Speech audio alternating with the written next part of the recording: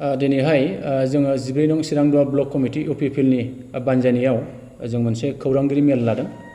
बे खौरांगिरि मेल लानायनि गुबै खारनानो जागोन जे जोङो थांनाय 2020 मायथाइनिफ्राय नै दानि 2022 मायथाइसिम जोङो 12 नं चिरांदुवा ब्लक कमिटि UPPLआ जोङो गोबां माखासे हाबाफारिफोर जों मावबोगासिनो दङ आरो बे हाबाफारिनि गेजेराव जोंहा जोंनि सरकारनिफ्राय जों गोबां माखासे जौगाखांनायनि जे हाबाफारिफोर जों बेखौ मावफुंगासिनो दङ आरो दिनैहाय जोङो सरकाराव थानाय लेखानो बा सरकाराव थानाय लोगो लोगोनो रायजोफोरनि गांनाय उखैनाय बेफोरखौ सुफुंनांगौनि दायित्वआ जोंनि आखायाव थानाय हिसाबै दा रायजोफोरनिफ्राय माखासे एसे एनै सोंनाय फिननाया जायाखै नङा जादों।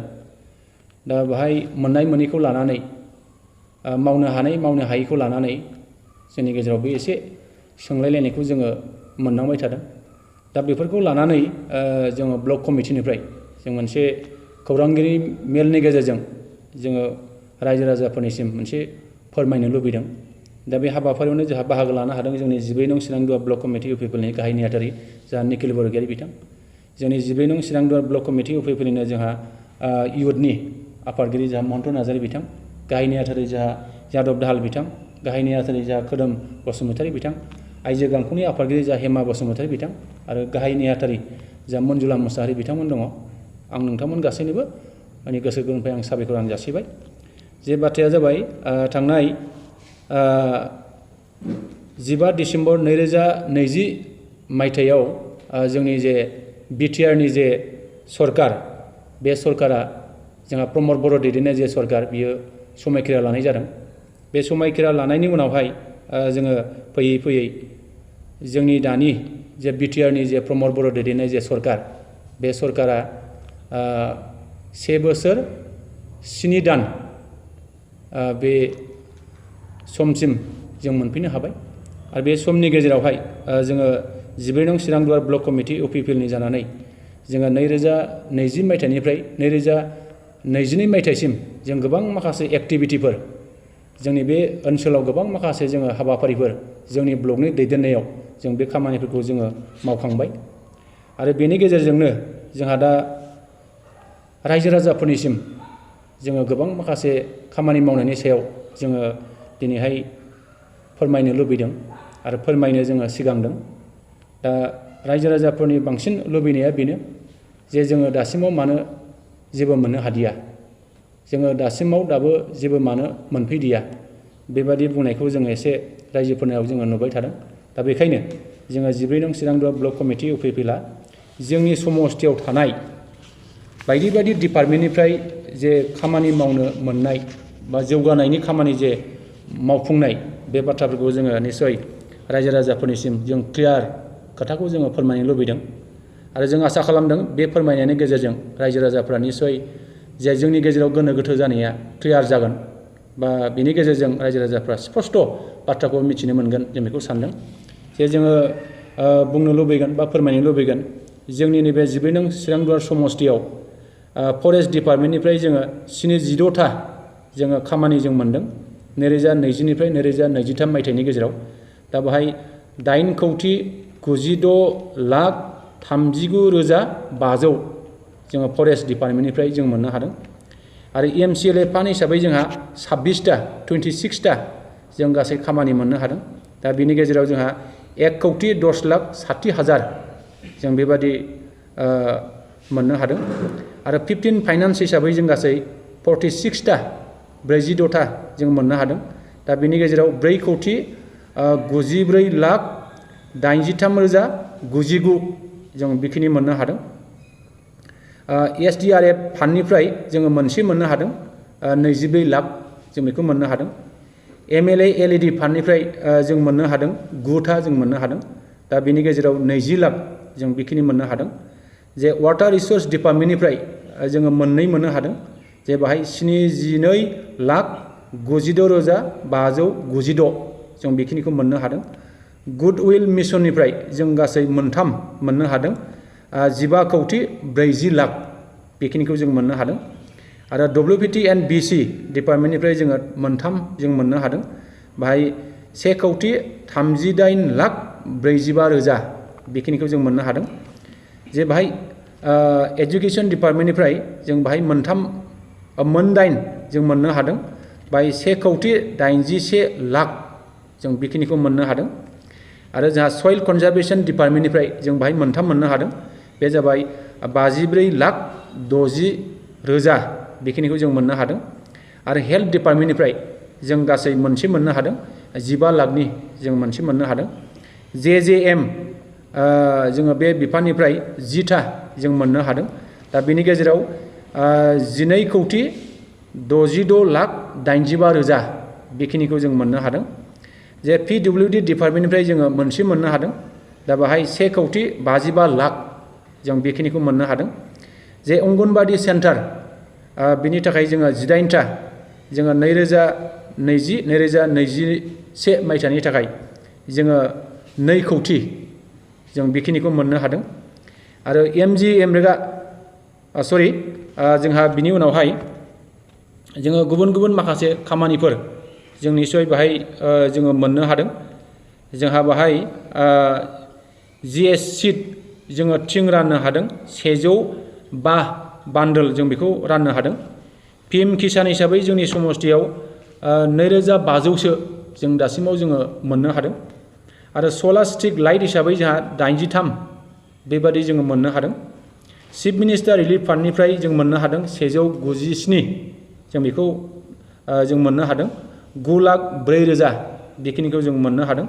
सुरित फान्डनिफ्राय जों मोननो हादों 177। बिनि गेजेराव जोङो 10,38,000 जों बेखिनिखौ मोननो हादों।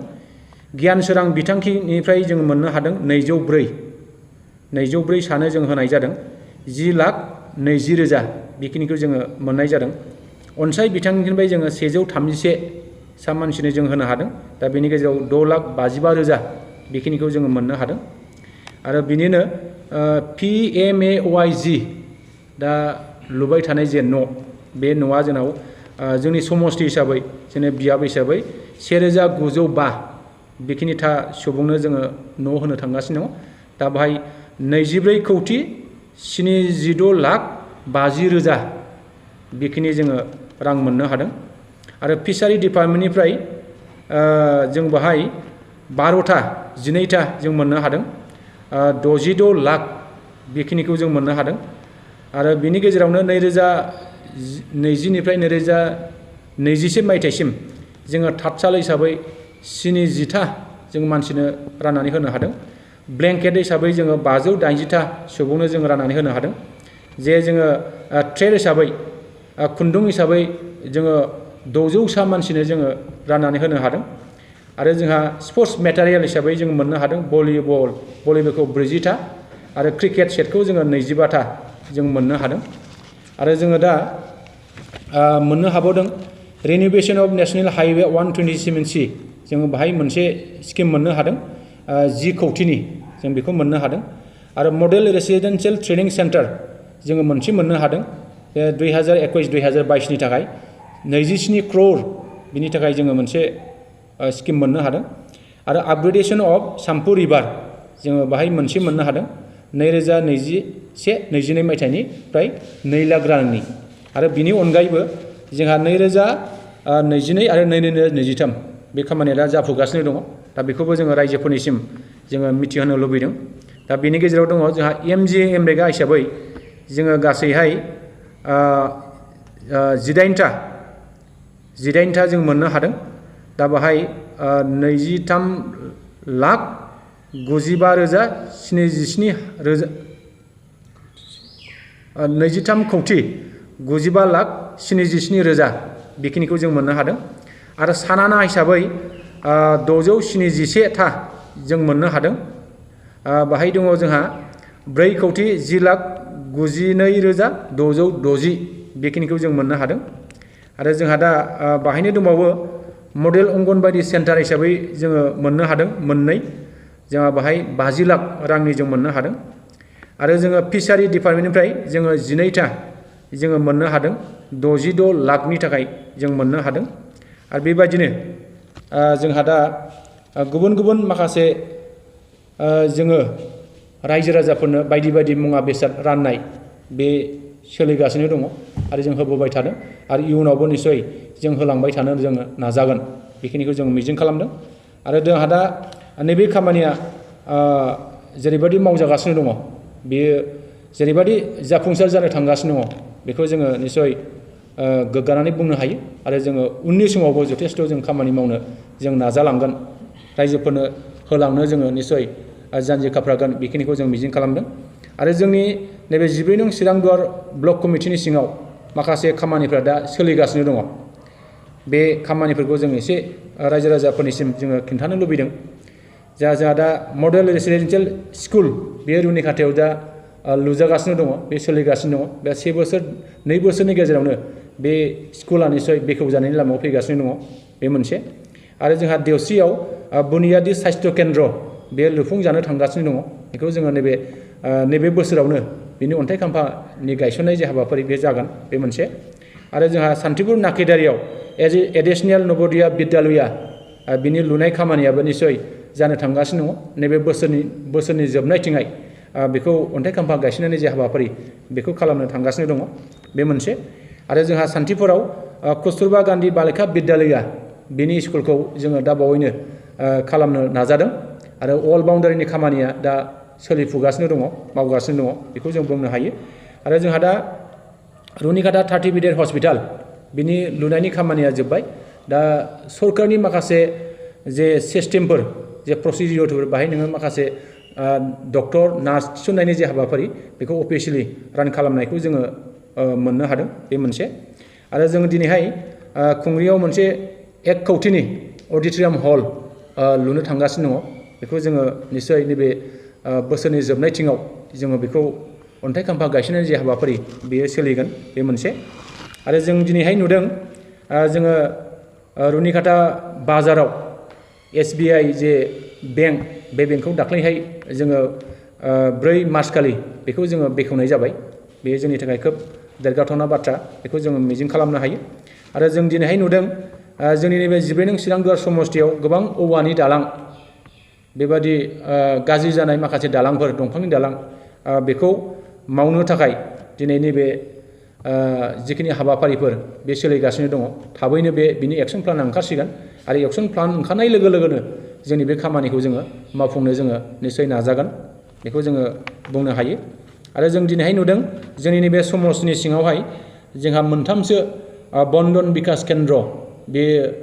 दा खामानिया सोलिगासिनो दङ जा बे बिरेंसिगुरियाव मोनसे रुनिखाथायाव मोनसे आरो लाइमुथियाव मोनसे बे बन्दन बिकास केन्द्र बिनि खामानिया निसय सोलिगासिनो दङ बेखौ जोङो बुंनो हायो आरो दिनैहाय जोङो नुदों जोंहा हाथिसाराव मोनसे IB गेस्ट हाउस लुनो थांगासिनो दङ बे 2 कौटिनि जागोन बेखौ जों बुंनो हायो आरो जोंहा थाइखाजुरियाव मोनसे मडेल स्टेडियाम बेखौ लुफुंनो थांगासिनो दङ आरो बेखौ लुफुंनो हायोबा निसय जोङो बे ओनसोलनि गेलेनायनि बिथिङाव जों निसय माबा मोनसे मोजां फिथाइ जों मोननो हागोन बेखौ जोङो बुंनो हायो आरो दिनैहाय जोङो नैबे सामथाइबारिनिफ्राय हाथिसारसिम जे थांनाय लामा नेशनेल हाइवे 127C बिनि खामानिया बे थाबैनो जासिगोन जोङो मिथिनायाव थाबैनो बिनि जे खामानि बे खामानिया स्टार्ट जासिगोन बेखौ जों मिथिदों बे मोनसे आरो दिनैहाय जों नुदों जे जोंहा नैबे ओनसोला जा हाथिसार आरो देवस्रि आरो सान्तिपुर बे 3 प्राइमारि कमिटि एबा BCDCआ जोंहा बर्डार एरिया डेभेलपमेन्ट फान्डनि माखासे जा अनसुंथाइ जा मोननो हायो आरो बे अनसुंथाइनि खामानियाबो थाबैनो मावफुंजागोन जों बेखौ मिजिं खालामदों दा आसा खालामदों आरो बिनि अनगायैबो जथेस्थ' जोंहा बायदि बायदि माखासे जौगानायनि जे हाबाफारिफोर बे हाबाफारिफ्रा जागोन आरो बिनि गेजेरजोंनो जोङो नैबे जोंनि 12 नं चिरांदुवार समस्तिया दिनै नङा गाबोन निसय जोङो जथेस्थ' जौगानाय फारसे जोङो लांनो हागोन जों बेखौ मिजिं खालामनो हायो जोङो गोबां माखासे खामानिफोर जों दिनै जेरैबायदि मावनो नाजादों बा मावगासिनो दङ दा बिनि गेजेराव जोंहा दा जोङो हाथिसाराव जे जोङो मोनसे समाव बरिंनि दै जों मोनलोङाखैमोन 17था बोसोराव बिपिएफनि खुंथायाव जोङो 4ल' बरिं मोनदोंमोन खिन्थु जोंनि नैबे UPPनि सरकाराव प्रमद बर' दैदेननाय सरकाराव जोङो दा गासै 15था बेबादि जोङो बरिं खालामनानै होनाय जाबाय आरो बिनि अनगायैबो जोंहा दा गुबुन गुबुन जायगायाव बेबादि बरिं खालामबावनायनि दै मोनलोंहोनायनि जे राहा बेखौ जोङो खालामनो नाजागासिनो दङ बे मोनसे आरो मोनसेया जाबाय जोंहा दा सेल्फ हेल्प ग्रुपनो जेरैबायदि जों मोनसे समाव खोथा होबोदोंमोन जे 30,000 75,000 रां होनायनि बाथ्रा बेखिनिखौ जोङो जेब्ला बुंबोदोंमोन नाथाय जोङो दा आथिखालाव जे बिटिआर सरकार आसाम सरकार आरो भारत सरकारनि जे नोजोराव दा मोनसे क्लास्टाराव जे 20 लाख होनायनि जे बाथ्रा बेखौ जोङो मिथिबाय थादों आरो बे होनायनि खामानिया निश्चय गुबुन गुबुन जायगायाव जाबाय होननानै जों मिथिदों थाबैनो जोंनि नैबे समस्थिनि सिङावबो बे होनायनि थांखिया निश्चय फैसिगोन बेखौ जोङो बुंनो हायो आरो जों दिनैहाय नुदों जोंहा नैबे जोंनि समस्थिनि सिङाव जोंहा दा माखासे क्लाबफ्रा रेजिस्टार जाबाय माखासे क्लाबफ्रा दासिमाव रेजिस्टार जायाखै दा बे रेजिस्टार जायै क्लाबफोरखौ रेजिस्टार खालामनायनि थाखाय जों दिनै थांखि लादों आरो बेबादिनो जों गोबां माखासे खामानि मावनायनि जे थांखिफोरखौ जोङो निश्चय लानानै दङ आरो बे थांखिनि गेजेरजोंनो जों निश्चय खामानिखौ मावलांबाय थानो जों नाजागोन दा जों बेखौल' खावलायनो लुबैदों जे जोङो दा जोंनि रायजो राजाफोरनि गेजेराव बा जोंनि दैदेनगिरिफोरनि गेजेराव जे जोंनि गेजेराव एसे जे बेले बेजे साननाय गोनो गोथो साननाय बे साननायफोरखौ जोङो निश्चय गैया खालामनांगोन जा प्रमद बर'नि दैदेननाय जे UPPL सोरखार बे सरकारखौ निश्चय नोंथांमोना फोथायनाय लाखिनांगोन जों आसा खालामगोन जोङो नैबे 1.5 बोसोरावनो बा 1 बोसोर 7 दाननि गेजेरावनो जथेस्थ' जोङो नैबे रायजो राजाफोरनिसिम जे जोङो खामानि मावनानै होदों बा खामानि मावनानै होनो हादों जों बेखौ मिजिं खालामदों आरो फैबाय थानाय समाव निश्चय जोंनि सरकारा जेसेबां दिन थागोन बे समसिम निश्चय जोङो रायजो राजाफोरनिसिम जोङो माबा मोनसे हैनायनि बा माबा मोनसे मोनहोनायनि थाखाय जोङो निश्चय खामानि मावनो नाजागोन बेखिनिखौ जों मिजिं खालामो मानोना जोंनि सरकारा परिबर्तन सरकार जोंनि सरकारा रायजोनि सरकार दा जोङो रायजोनि खामानि मावनो फैदों जोङो निश्चय रायजोनिनो खामानि मावनो जोङो नाजागोन आरो दा बेखायनो आसा खालामबाय जाहाथे रायजो राजाफ्रा एसे गोसो हमथानानै जेन फोथायनाय लाखिनानै जेन जाहाथे गावखौ जाहाथे हमथानानै जाहाथे दोनथ'यो बेखिनिखौनो आङो खावलायबाय